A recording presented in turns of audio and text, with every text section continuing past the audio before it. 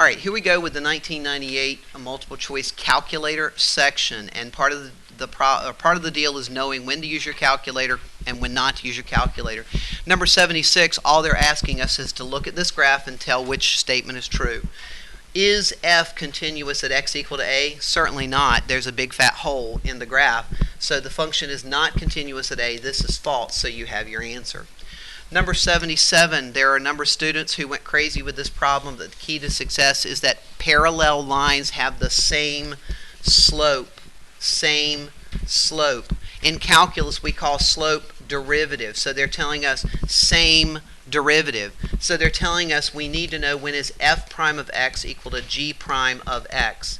So by hand, I will find the derivative of f, which is 6e to the 2x equal to 12x squared. I will put one function in y1, one function in y2, 18, and I will figure out where they intersect. Are you okay?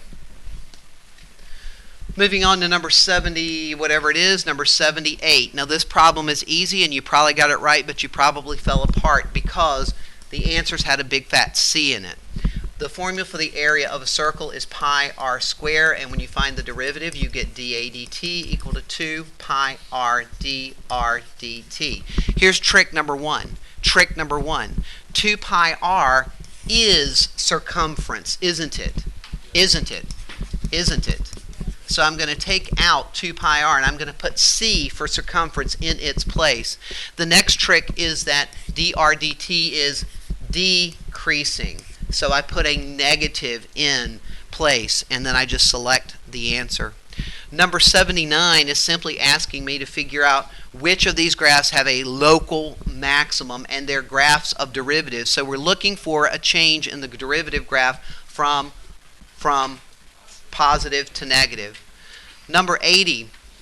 The trick here is getting this typed correctly into my calculator.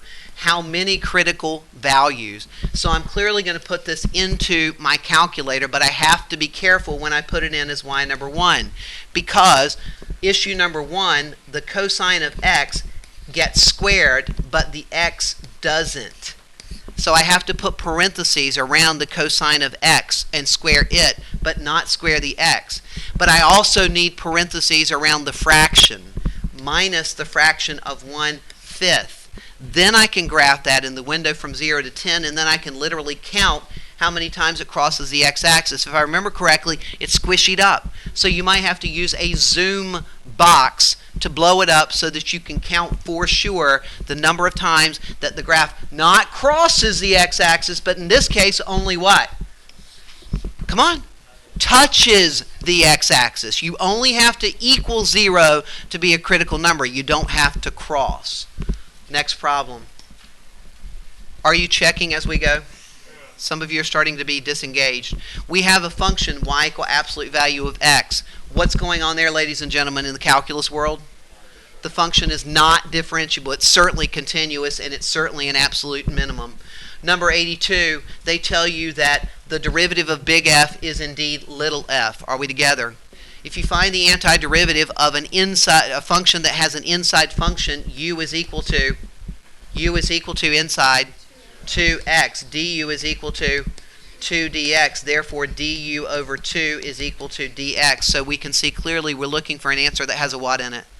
We're looking for an answer that has a 1/2 in it, and we're going to have big F of 3 minus big F of 1, but we have to have half of each of them. Are we together? That is a U-substitution scenario. Number 83, can you factor? X squared minus a squared over. In the denominator, I get x squared minus a squared over x squared plus a squared. That is called the difference of two squares. Notice I did not factor in the numerator because I realized that these two factors want to divide out. After you remove the discontinuity, you can simply substitute in the value of a. And a squared plus a squared is 2a squared, so I get 1 over 2a squared. Number 84 is a classic separate integrate. It's a PERT problem, isn't it? So I've already shown you how to do one of those, so you'll get y equal to ce to the kt. Everybody ready? Here's where the kicker comes in. I don't know the population initially. I don't know it at all.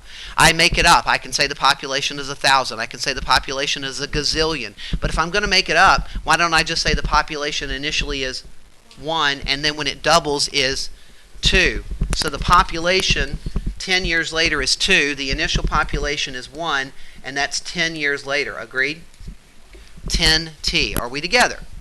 That's how you handle this problem. It doesn't matter the initial population because doubling is doubling. And then to solve this, we take the ln of both sides and we get ln of e to the 10t. Ln and e undo each other. We get ln of 2 is equal to 10t. T is equal to ln of 2 divided by 10. I put that number on my calculator and I get the answer. You're welcome to ask me more details about these questions at lunch, ladies and gentlemen. Number 85, they asked me to use what kind of rule? Trapezoid, half the height times base 1 plus base 2. The big deal here is that these three intervals are not what? They're not the same. So I'm literally calculating the area of three different trapezoids. The height of this one will be, the height of this one will be, the height of this one will be 1. So I literally find the area of three independent trapezoids and add them together. Number 86, what kind of cake are we making? Semicircles. And would you please note on your paper that in this scenario, semicircles are the most dangerous cake to make. They are the most dangerous cake to make. Why? Because when you put in a slice and you're looking for the value of r, r is not the entire distance, ladies and gentlemen. What is r? Half of that distance.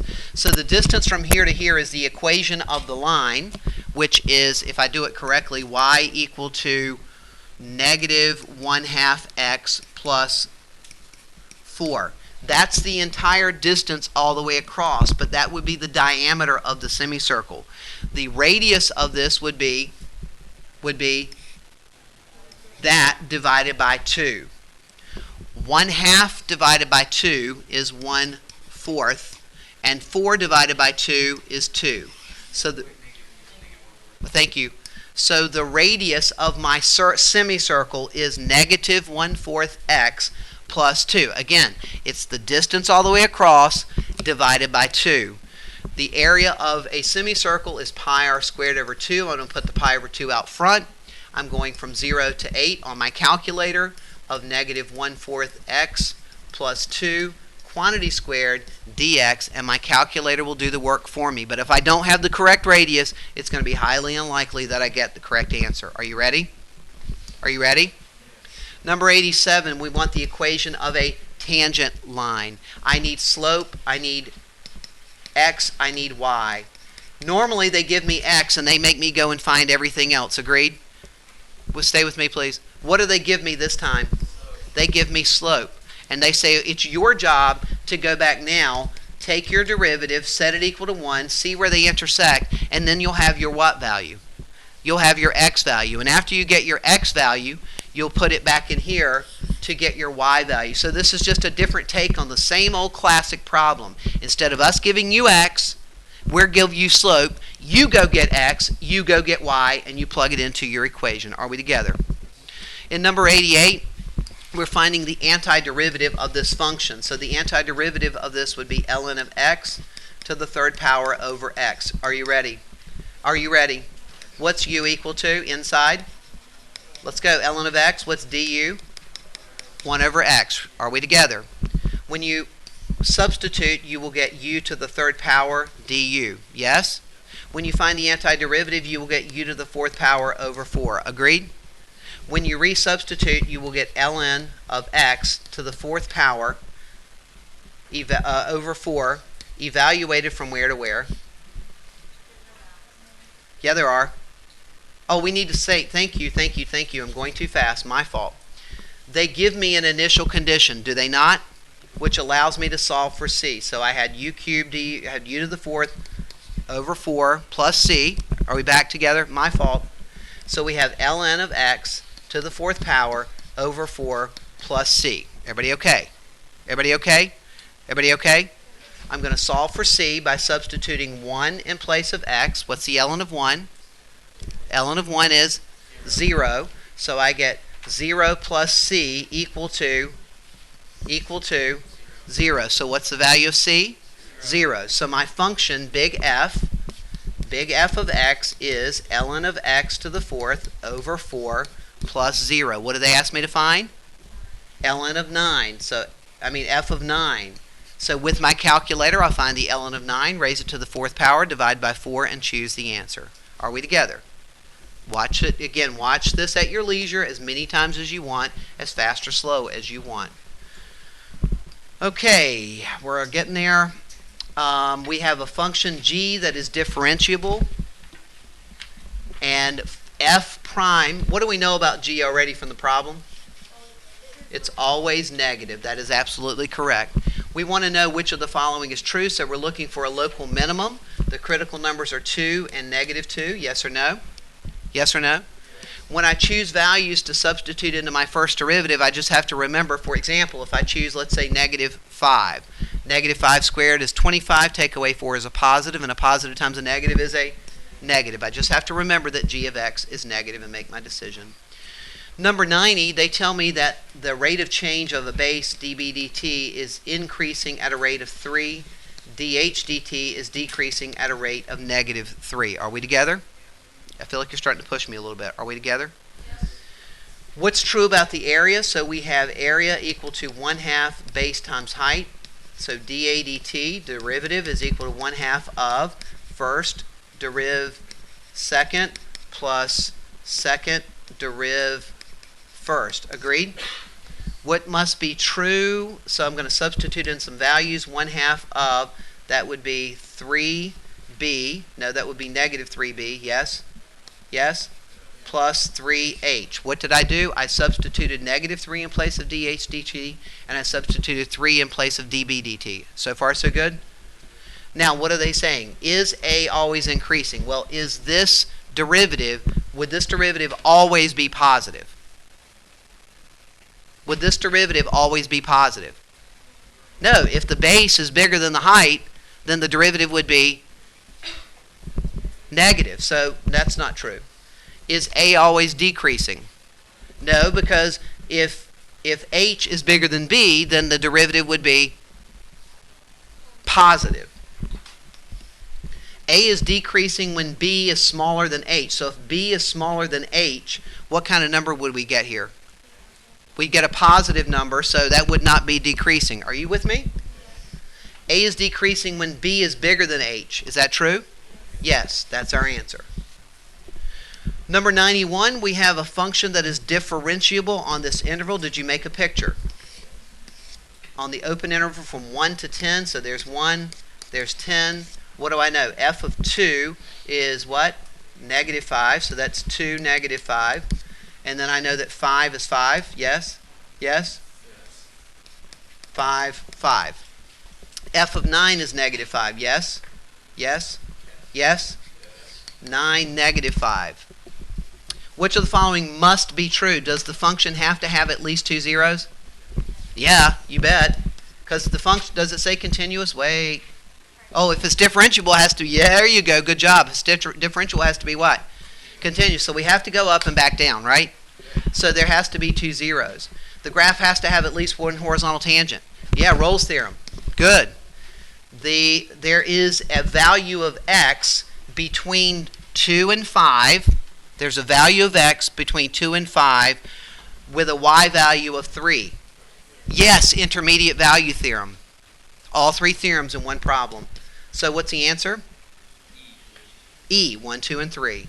All right, let's see if we can get one more in here. We might stop. Is this the last one? Wow. So we're going to go into here no matter what. What are we doing? Area under the curve, y equal cosine. So cosine, you know what cosine looks like. Please let them know what cosine looks like. From x equal to k to x equal to pi over 2. So this is pi over 2 right here. Agreed? That means that x equal to k, well, I don't know where it is for sure, but the area is equal to 1. Am I reading this correctly? 0.1. So the area from k, help me, to pi over 2, am I right? Under cosine of x is equal to 0.1. Am I right? Yes. So when I find the do I even have to find the antiderivative? Let's see, could I do that? Yeah, I do. I'm going to, go ahead. You can test the values, you can do whatever, but if you find the antiderivative of cosine, what do you get? Sine of x evaluated from k to pi over 2. Everybody ready? So that's sine of pi over 2 minus sine of k equal to what? 0.1? The sine of pi over 2, the y value pi over 2 is 1, so we have 1 minus sine of k equal to 0.1, right? I'm going to add 1 to both sides, so I have negative sine of k equal to, if I'm adding 1 to both sides, I have 1. Yes, that would be even better because I was going to go, but wait, why are you all pushing and packing? That's pushing. See, now the whole world knows what you're doing and it's embarrassing for you. So 1 take away a tenth would give me 9/10, right? So sine of k would be equal to negative 0.9. And can I do second? What? I divided it over. Okay, so what? Okay, so wait. So now I do second sine 0.9 and I get my answer in radians. Da-da, the end. I'll see you across the hall because all my students are going across the hall because they want to keep learning calculus at lunch.